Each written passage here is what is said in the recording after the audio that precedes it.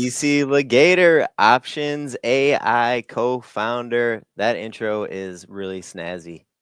That was awesome. Good to see you, Brent. You too. How you How's your been? week going? I've been Good. well. Well, Having a good week here in STN. nice. I'm a little like it's our first cold snap of the year here, Yeah. and I literally have a space heater at my feet. My heat decided to quit yesterday. So, and I live in my house was built in 1922. So I was just texting back and forth with the guy for the boiler and all. And Yeah. he's like, we need a part that converts whale oil from 80 years ago that no longer exists. So like, it might be so what are time you to gonna do? replace it. So Oh I was no. like, give me a ballpark figure, man. So we'll see. Yikes. Dang. Yes. Well, good Well, luck. Good luck. let's get into it. Let's get into it.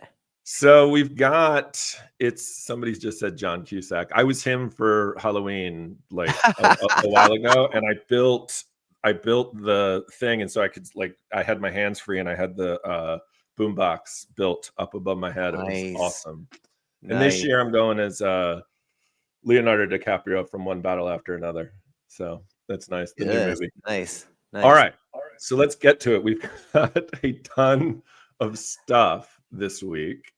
So obviously we're going to try to finish right before the FOMC announcement. And what's interesting about this week is you've got the FOMC this afternoon. Then after the close, you have, 3 massive mega cap Mag7s reporting. Then tomorrow at some point, and I don't even know the timing of it, but you have the China US summit, right? Which, the market has been kind of rallying on into. And then after tomorrow, and I don't know what time that drops. Do you know? Like, when is that meeting? No, I don't even know. It might be in it's in Asia. So right. I don't know if it's tonight or tomorrow early night. for us. It might even be like tonight even. Yeah, yeah, I can exactly. that up in the background real quick.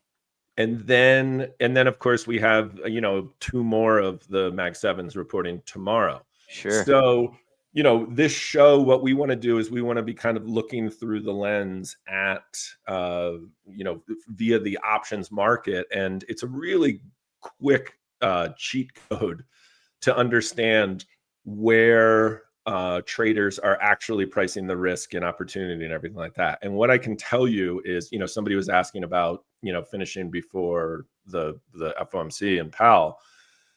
The traders have literally this was the least priced potentially volatile day of the week, not of the week, but of these last 3 days. So, which could create a surprise, particularly in the press conference, and I would say that if Powell was we don't have the data, we don't really know what our path is. I think that something like that would be bearish. But as of now, options traders, you can cut to my chart real quick. I'll just give you a quick rundown of the next couple of days. So today, the options market is pricing about a 0.5% move into the close. That corresponds to about in the SPX 68, 67, and 69.32 to the upside. We're hovering right around this 6,900 level, which makes a ton of sense. It's a big round number. But what happens is the next couple, and vol's picking up as we go into the day and into the announcement. But the Thursday and Friday were the big, where IV is elevated, and that's basically because we are almost guaranteed, unless all of these Mag7s, when they report, they have the exact opposite market cap reactions, and it all cancels each other out. We are going to see gap openings on Thursday and Friday. Plus, you add into tomorrow morning, you have the chance for people, to chew on, what Powell said, right? Yeah. Then, of course, you've got that, the summit is also being priced into all of this. So Thursday, Friday, we are likely to see volatility. We are likely to see some gaps. Now, you saw those expected moves out over the next week. What's really interesting, if you want to go back to that real quick, or I could show it on the chart either way. No, you're fine. The SPX expected move is up to 7,000, right? At this point, this is looking out about 5 days, right? We've, people have had that number circled, penciled in, whatever. which was really interesting because if you go back, in the midst of this epic rally we've seen since April, only about a month and a half ago, it was sort of a year-end price for 7,000 is the way the market was pricing things. Now we're looking at that in the possibility of that in the next week. There is one thing I would say, and this is not a bearish call or anything, but the market is going to struggle at that level.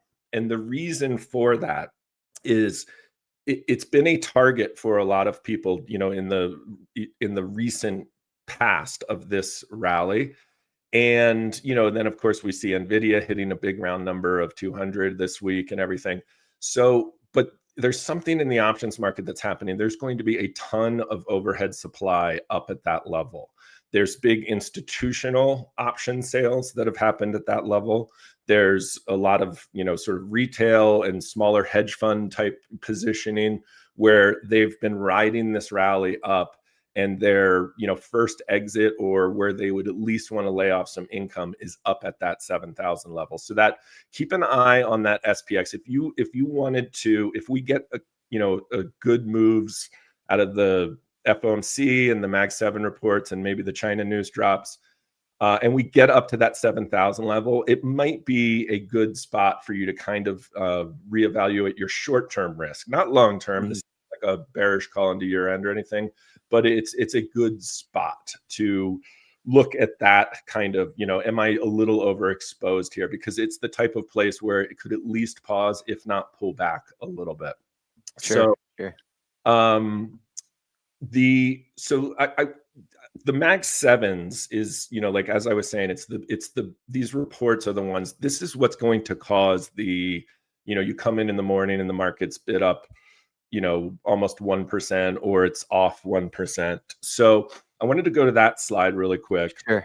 And these are these reports over the next day. And this will give you sort of a sense in your portfolio of the potential risk and reward of holding stock through here. It also, if you're trading options into these prints, it gives you a sense of, like, the potential movement in these stocks.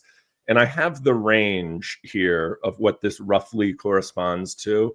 So you can sort of see the fascinating one to me is, after the close today, is Meta, which is almost pricing exactly 700 to 800 range. Wow. Which is kind of bonkers for a market cap of that size. Right. And you can see the other ones. Apple tends not to move as much as these others. I would say Microsoft, since we're into this AI story, Microsoft's expected moves on earnings are starting to pick up. So I wouldn't be shocked if a Microsoft surprised. Google, Amazon's an interesting one. That's a pretty big expected move for Amazon. That's bigger than typical. And, you can see, if you want to go to my chart real quick, let's just look at Meta. And it's right at 750. It's a $50 move in either direction.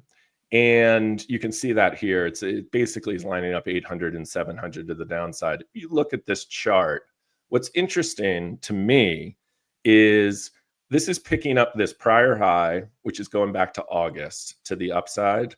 And it's picking up these, pretty much these recent lows to the downside, which, just happened 2 weeks ago, 3 weeks ago. So Meta is basically, the options market is pricing this high and this low. And anything that's beyond that move, if we do see a move that's, more than 6.5%, that's going to be your cue as a trader that the market was caught off guard. So if you see this down 8% or up 10% or something, the market was completely caught off guard, and you're likely to see that kind of move follow through because so many people are off sides. If you see this thing move 5% and kind of hold after hours, and in the morning it's up 5% or down 5%, there's a good chance you probably just sort of stay in this range, and it's not going to take off in either direction. We talked last week's show about, preferred trades. When I see a chart like this, I would tend to try to, think to sell the move on either side. There's other ones, I kind of had a bearish like view that Netflix might go down. Amazon's an interesting one. It's like, let's look at the 1-year chart. It's up near these prior highs. The risk to the downside, it's about the same as Meta, actually, now that I look at this chart. So this is likely gonna stay within, roughly that expected move of 6%, most likely 70% probability, I would say. But that is an interesting thing, because it's like, all right, well, if you're long Amazon stock, or if you're long Meta stock, is there anything you can do around a position like that? And what we want to do each week is we want to kind of introduce a little bit of a little educational segment where we talk about some sort of some common option strategies, and what you could do beyond the basics, maybe just sort of extending your knowledge in the space. So I wanted to talk about income trades, right? And that's a term that people use in options, and it tends to mean that you are doing things versus your portfolio and versus your holdings to try to collect premium from from the options market, and then ideally using it strategically around your positioning so that you could, the most common example when people first get into options is they buy stock and they sell calls, right? Sure. And I kind of wanted to talk about going beyond those basics, and some people sell cash secured puts, to try to collect premium. And then they're like, I'm willing to be put the stock and buy the stock lower at that level, right? So those are sort of people's first introduction to income trading. I wanted to put up, let's put up the card real quick on a couple of strategies, and I'll talk through them and kind of their benefits and their drawbacks, right? Okay. So a covered call is what I was just talking about. It's you own the stock or you just bought the stock, and in that case, it's called you might see it called an overwrite, or a you're saying, I'm buying the stock for 100.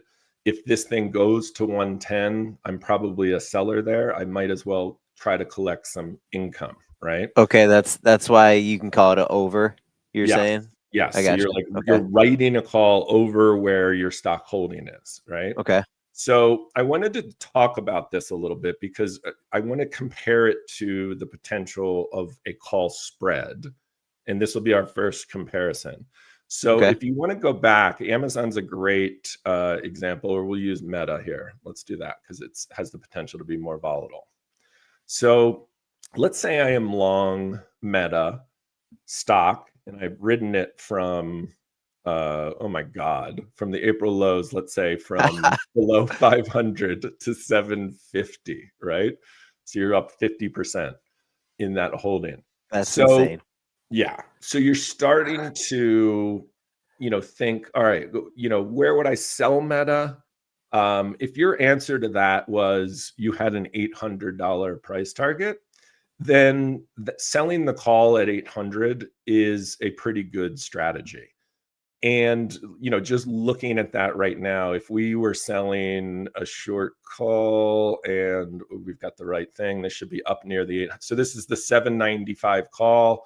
You sell it at about $10, right? And you can see it on the chart right here, where it is in relation to, those prior highs. Your break even is just above 800 at about 805.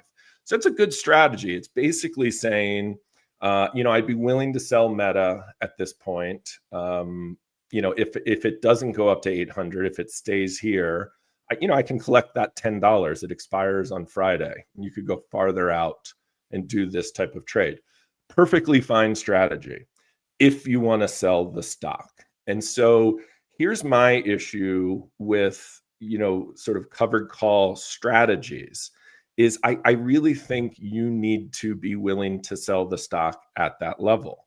Because what happens in a strategy like this is if Meta and this is an earnings play, but it doesn't need to be. This could be happening in the 3 months in between earnings. If Meta rips through that level that you're selling a call, and you weren't, your strategy was just income and it wasn't, I want to sell the stock at that level, there's a massive opportunity cost that's loss, which is possible in a situation like that via a strategy like covered calls. And if you go back to that slide real quick, one thing I would tell people to investigate, or at least play around with it. And you can do it on the Options AI platform. You can paper trade and sort of see how these types of strategies would work out. So you could sell a call spread in a situation like that. And what you're doing is you're giving up the full amount of that income.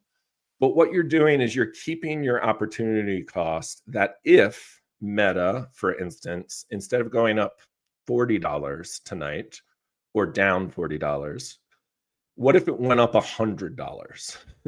You would be pretty mad that you tried to make $10 off of $100 move and you cost yourself $40, right? Right. So what I would say, and if you go back to the chart real quick, the alternative to a covered, or to a covered call or an overwrite is, what if you just did it as a spread?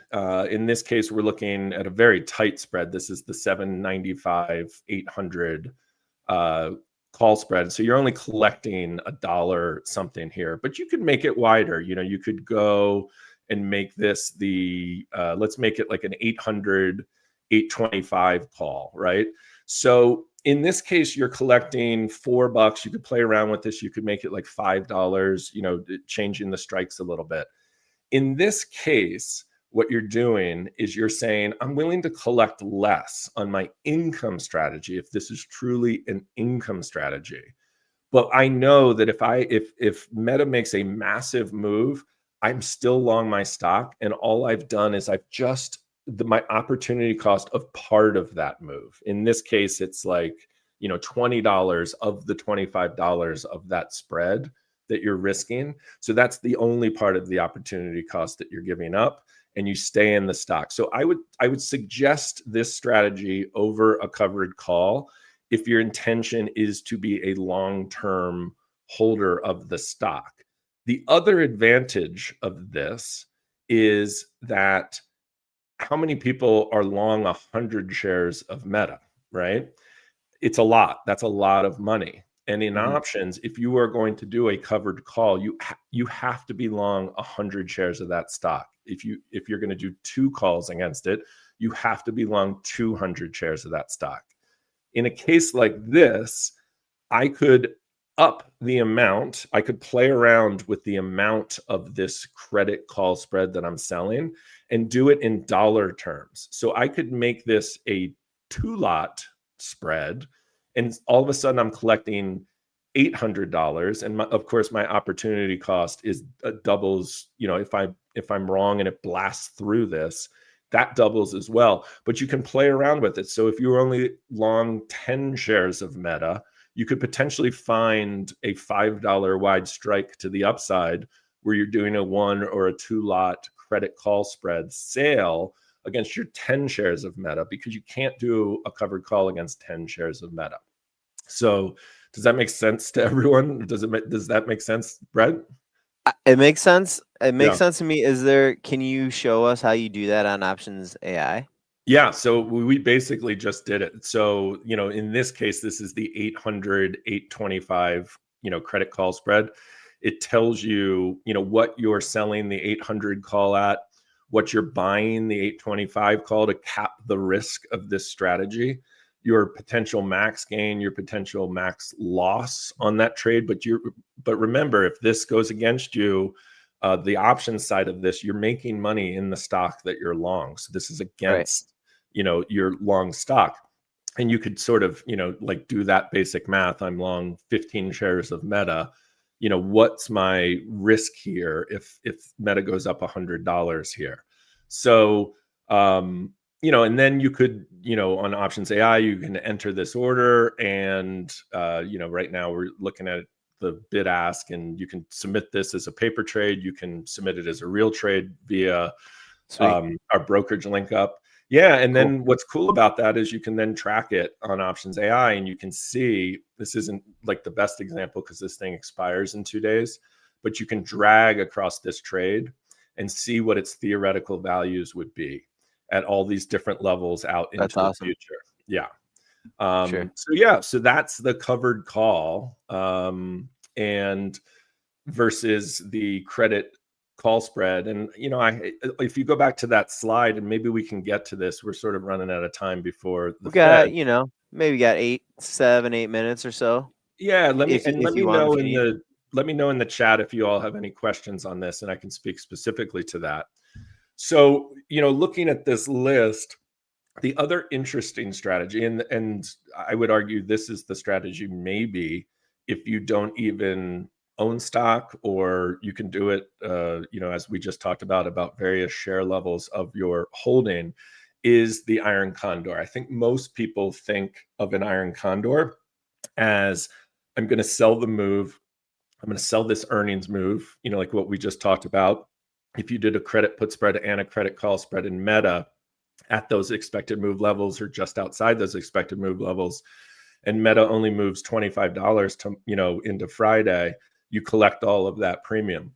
I would argue it's not a terrible strategy. In fact, I think it's a very good strategy if you're long a stock. And, let's do one NVIDIA, right? Because they don't report for 3 weeks or so. Right. And you can go back to my chart real quick. The, an iron condor, let's see, when does this report? This is November 19th. All right. So let's do an expiration November 14th, right? So an iron condor strategy against your holding would essentially be, let's go real quick. We're just selecting neutral here, and we're doing an iron condor. And as you can see, this is doing a, basically break evens of 188 and 222 to the upside. And you could move this around. You could say, all right, NVIDIA is a little bit extended here. I want to have a little bit more room to the downside. Okay. But this strategy is an interesting one because you're basically risking $3 to make $2 against your NVIDIA holdings. Now, the downside to this, literally, is this is of no, like, you're actually compounding your problem if NVIDIA were to drop down below 188, because you're actually going to potentially cost yourself another $3 on top of your mark-to-market losses in the stock. But what I would say, in a lot of cases, you are going to have, if you did this kind of strategy regularly against your holding, you would pay for the times that you're wrong by all the times that you're correct. And, if you back up this chart in NVIDIA, you'll notice that this basically consolidated between, say, 165 and 185 for, how long was that? That was basically July until it tried to break out in Few months, October, couple and months. then it finally broke out in October. Yeah. So this is the type of strategy where you could have potentially, you made this epic trade in NVIDIA from the April lows. It gets all the way up here. It starts to stall. It starts to go sideways. You could potentially be creating income on that via a strategy like this. Okay. Yeah. So I yeah, I still I still have some understanding to do on the iron condors and the butterflies, but I feel like I'm getting there with that description that you just gave. That was pretty good. yes, and I think the key thing, and we'll get out of here in a minute or two. The key thing here, and Brent's going to go cover in the STN room. He's going to go cover the Feds. Spoiler Yep. alert: they're going to lower rates. The So everything we've talked about here, and we can keep talking about these strategies. And I think this is really good stuff for, I think this audience, which is primarily an equity investor and trader audience. And it's Very like, much so, oh yes. man, every time I've done options, I've got burned. I tried to a stock was up 15% and I bought calls and then, they went to zero on me. This is a strategy where you're actually on the other side of that. Mm-hmm. So the majority of people are out buying options, looking for moves. These are strategies. These are all collecting premium. And you are taking the other side of moves, basically. You're saying, I think most of the time this stock is not going to make a move that large. And I want to be able to actually profit from a stock acting normally. And then these are all defined risk trades, meaning the 1 time out of 3 or whatever that I'm wrong on this strategy, I'm cool with it. Like I know exactly what I'm going to lose. It's just an opportunity cost that's happening. Good All stuff, right. CC. Yeah. Thanks So for wanting to conclude a little bit early today because of there the you go. Fed, but appreciate that. We need this every day, every week, or else we could just talk forever. So let's just schedule a We Fed need to meeting. stop. Let's schedule a Fed meeting every week. That's good. No, No. that would be too much. That would be too much. Well, we're gonna see what happens here in a few minutes. We'll see what the tone is like by Jay Powell at 2:30. And we'll be back with more options Unchained next week on Wednesday. It's going to be every Wednesday at 1:30. And then you're going to be back on Friday in STN a little bit later, Definitely. right, CC? Cool. And speaking of Friday, one last thing before we get out. Sure. So volatility is sort of pumped into the next couple of days. Pumped. It's not like it's super high. But you saw the VIX creeping up like yesterday and all into this. Yeah. If all of this goes either cancels each other out or we go up near 7,000, Friday is likely to see a big vol collapse, right? Sure. Because all of this stuff will have passed and there's really nothing on the calendar because we're not going to get a jobs number. We're not, you know what I mean? Until NVIDIA. Yep. The flip side of that is if all of these guys this afternoon, if like all 3 of them are down, right? And then the China meeting turns out to be a big dud. And we go down, vol will obviously not compress on Friday, but there's a chance that vol really compresses on Friday. Cool. Good warning. Good heads up. Good info. CC. All right. Awesome. Let's go see what the Fed does. Let's do it. See you all. All right. Later. Have a good day, everyone.